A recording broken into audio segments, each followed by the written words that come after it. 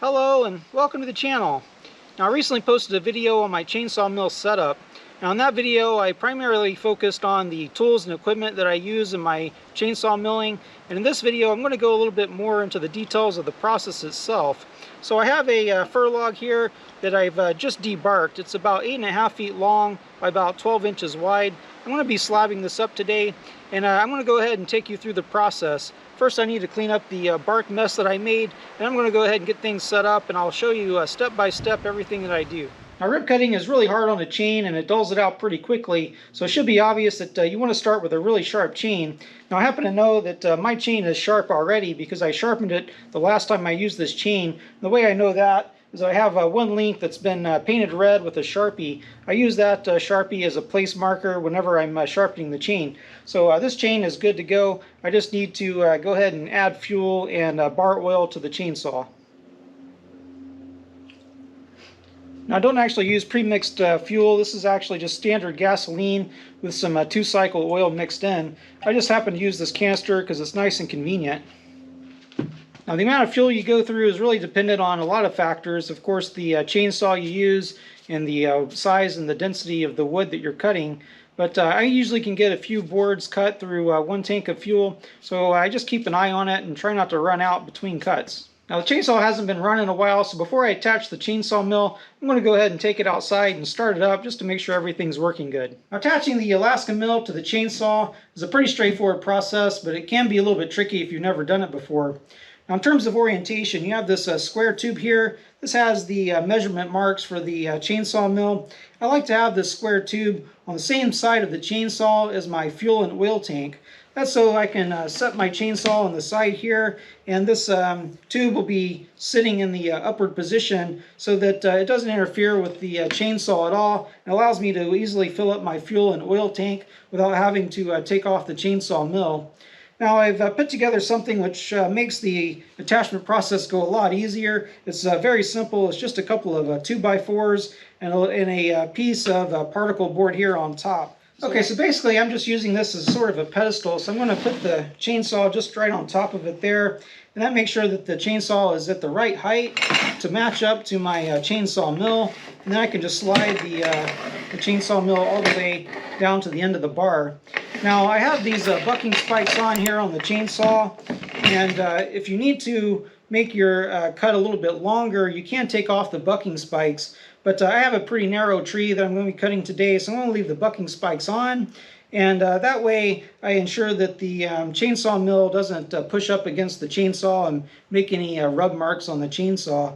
Also, I kept the bucking spikes on the last time, so with everything lined up, the chainsaw mill should fit right into the previous divots onto my bar. And then there are just these 2 bolts here which are going to clamp against the bar. Now, this is really important. There's a little sticker here on the side of the chainsaw mill which gives you a torque spec for these 2 bolts. And it states here that the torque should be between 10 and 12 foot-pounds. There's also a Newton meter scale here, 14 to 17 Newton meters. Now, the reason that's important, if you get these too tight, you're going to risk warping your bar or pinching it. And if they're too loose, of course, this is going to end up sliding around, and you're going to end up making contact with your chain. So making sure these are at the right torque, I think, is pretty important. So I'm just going to, again, just make sure that this is slid all the way back, and I already have my torque wrench set to right in the middle of that range there. I have it set to 11 foot-pounds.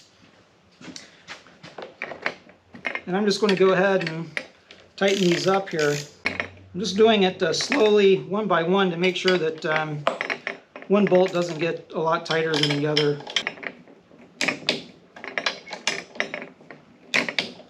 Okay, so we're all torqued down, and I think we're ready to use this. Okay, so what I've done here is I've taken the tree stump and I've rip cut the front and the back of the stump to make 2 flat edges.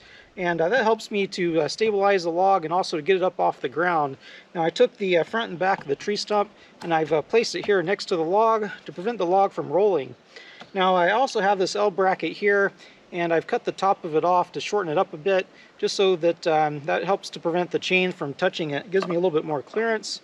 And I'm just going to attach the L bracket to the log and also to the tree stump using some deck screws. And I've done exactly the same thing on the other end of the log, and that helps me to stabilize everything so it doesn't roll and it also doesn't get pushed. Okay, so next I'll be attaching the beams that I'm going to be using to support my chainsaw mill for my initial cut.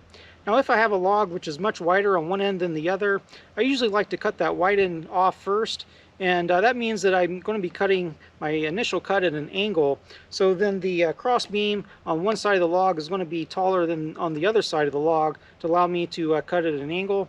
But in my case, this log is pretty concentric. It's about the same width on either end. So I'm just going to cut it straight across, which means that my cross beams will just sit at the top of the log on both sides of the log. Now this is pretty simple setup. This is just about 1.5 inch piece of lumber that I had laying around that I'm using for a cross beam. I'm just going to attach it with some deck screws, make sure it's nice and level, and I'll do the same thing on the other end of the log. And then I'll put a couple of steel beams on top of these cross beams here to help support the chainsaw mill.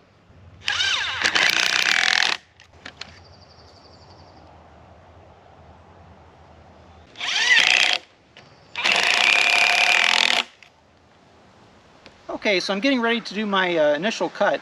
And for that first cut, you want something to be nice and flat to serve as a base for the chainsaw mill. Now when I first started out milling lumber, I used to just use a piece of dimensional lumber, a 2x6 or 2x8, nailed to the top of the log. But I found out the hard way that that's really not a good solution. The wood had a tendency to warp or twist over time, and also having a flat board sitting on top of a round log just wasn't very stable. So I think I've solved that problem using these Stihl C-channel framing struts. These work really well. They don't warp, and because they're not sitting on top of the log, I don't have any problem with them twisting. And it's a really simple setup. I'm just bolting these framing struts to these wood cross beams. Now by the way, I'm using 3 decking screws with washers in a triangular pattern for these cross beams. This helps make sure that the cross beams don't tilt one way or the other once I get weight up here. This works out really well. So let me show you the framing channel. So I'm using the open end of the framing channel in the upward position. That's so I can bolt the framing channel to the cross beam easily. Now you'll see here these are elongated holes. This allows for a lot of adjustability so that regardless of the length of the log, I can slide this in or out so that I can line up to pre-drilled holes in the cross beams here. And then to attach everything, I'm just using these little eye bolts here that I've cut short so that they don't protrude too far down below the cross beam.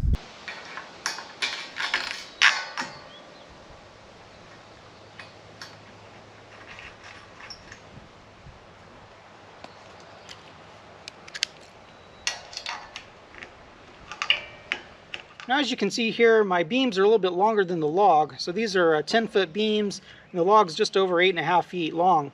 Now that's done to make sure that my chainsaw mill sits nice and flat throughout the entire cut.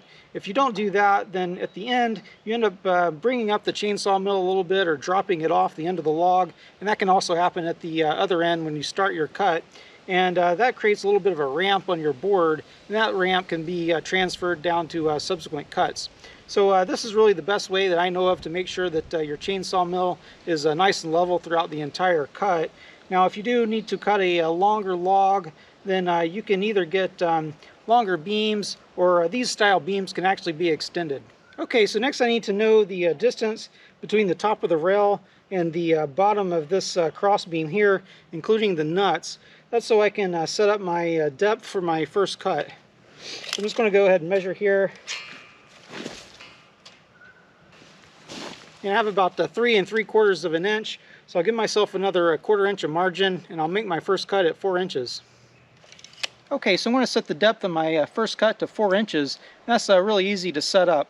I just need to loosen these 2 nuts here. These are 1/2 inch nuts. Now I'll raise the platform up to 4 inches. Now there's no reason to have to measure anything because there are measurement marks right here on this post.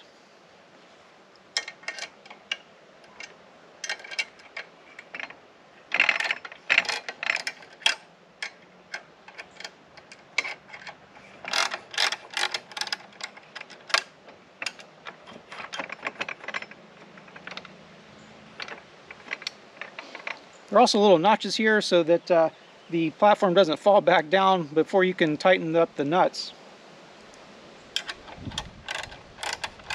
Now you can use a scrunch tool for this because most scrunch tools include a 1/2-inch socket, but I'm just using this ratcheting wrench here because it provides a little bit more clearance to this handle. Okay, so both ends of the logs now have exactly the same setup, and I'm just going to do a double check right now to make sure that my cross beam is still sitting nice and level after I put the steel beams on top before I do any cuts. We're looking pretty good there. I'm going to go ahead and check the other side, and then we can start cutting. Now after I make my first cut, I'm going to have the chainsaw mill sitting directly on top of the log on the flat section that I've just made. So that first cut is really critical, and you don't want to have any dips or imperfections in that first cut because they're going to be transferred down into subsequent cuts if you don't want to set up the rails every single time. So what I want to do is I want to make sure that the chainsaw mill always sits nice and flat and level on top of the struts here. Now as you can see here, if I take my hand off the chainsaw, it has a natural tendency to lean this way because of the weight of the chainsaw on this side. So you can see I have a big gap here. So as I'm cutting, I'm going to just gently pull up on the chainsaw handle to make sure that it stays nice and flat. And I'm also going to keep my eye on this rail here on the chainsaw mill to make sure it doesn't lift up on the back or in the front and create any dips while I'm cutting. Another thing to keep in mind is anytime you need to stop the chainsaw or restart it while you're making your cut, you want to do that nice and slowly and easily. So you want to be really easy on the throttle instead of jerking it open or closed, because if you jerk it, that's going to have a tendency for the chainsaw to torque a little bit. That's going to create a dip in your wood. Now as I start my first cut, the first thing I'm going to do is make sure that my chainsaw mill is sitting nice and flat on the rails. And then I'm just going to ease into the log.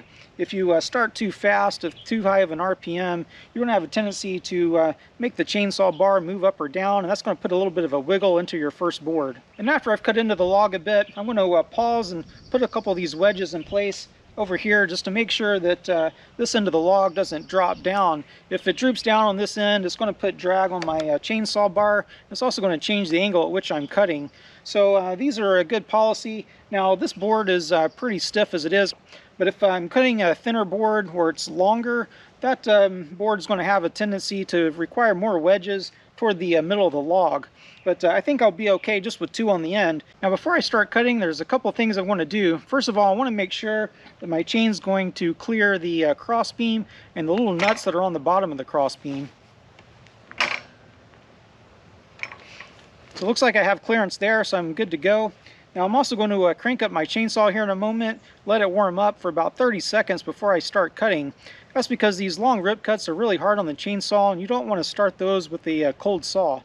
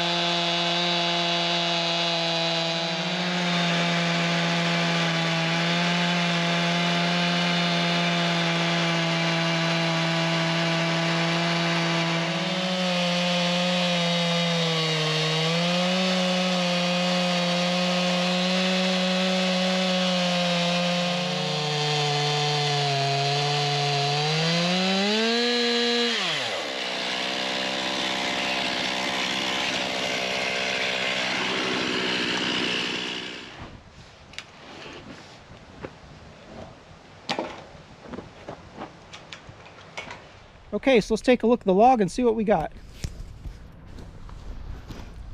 Now, right here on the end, I did get a bit of a dip, but this is not a significant issue. The chainsaw mill will be able to slide over that, and it's not going to cause any problems with any subsequent cuts. And of course on the final board I can sand that out with some big grit sandpaper, so that's not really an issue, and I think that's about the worst of it. This log has a really nice grain pattern as well. You can see some little minor dips here, and these are pretty typical of a chainsaw mill. Not perfect, but overall I think it turned out pretty good.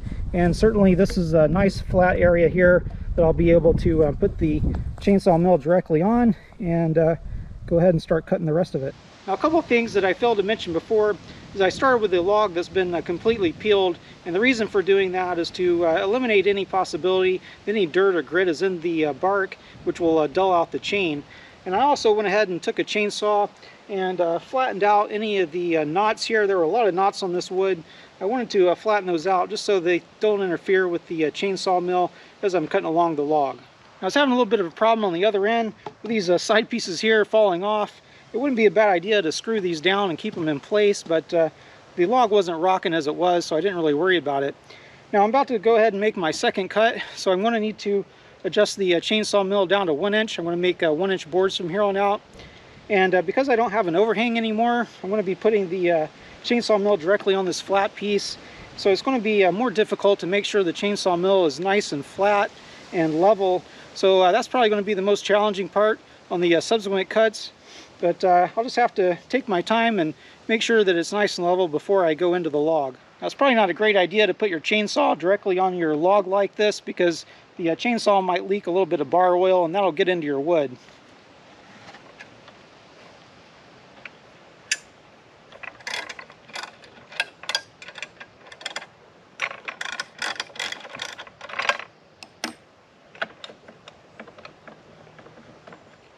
So from here on out, I'm going to pay close attention to how fast the chainsaw is cutting. That gives me an indication of how dull the chain's getting. When it starts to slow down a bit, I'm going to go ahead and stop and resharpen the chain.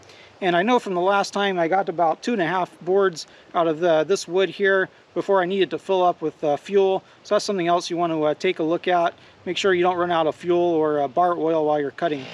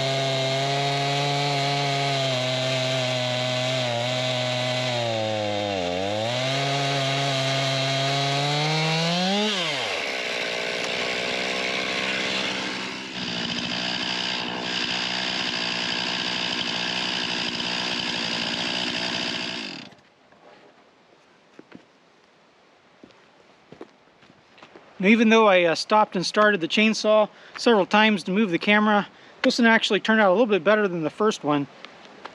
Now, another thing I should mention is, just like starting off over there, when you're coming off the end of the log without an overhang, you have to really be cautious and try to make sure that your chainsaw mill is sitting nice and level as it comes off. Again, otherwise it's going to make a dip here. And I do have just a tiny dip, but it's not very significant.